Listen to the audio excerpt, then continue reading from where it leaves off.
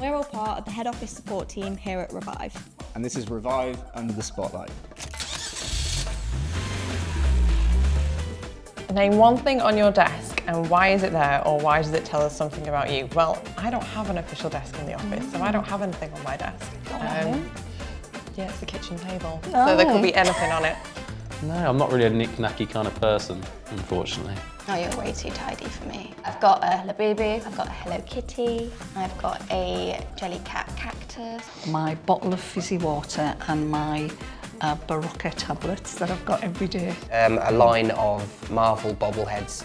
I've got 3 gold medals.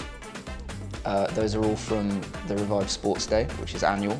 I have a little statue about so big of the Angel of the North, wearing Newcastle United top. Pens, coffee mugs. I've got a little cuddly broccoli dude who I think says live life on the veg, and he's my buddy. I've actually got a really good one, but can I go and get it? I've got a screaming goat.